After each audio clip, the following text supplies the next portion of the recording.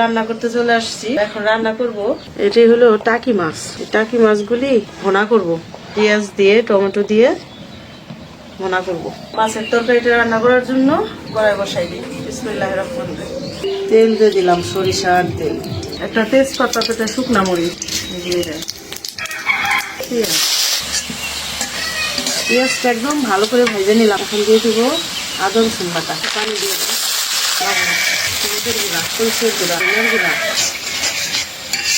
আমি ভালো করে কষাই নিচ্ছি। পেঁয়াজটা গলে গেছে, এখন মাছ দিয়ে দেবো, কষাই নিলাম। এখন দিয়ে দেবো কাঁচামরিচ, টমেটো সস, টমেটোর রস। কষানো হয়ে গেল, দুইবার কষাইলাম। একটু পানি দিয়ে দিই। দিয়ে দেবো জিরার গুঁড়া। তরকারিটা হয়ে গেছে, নামাই নেব। হয়ে গেল টাকি মাছ ভুনা।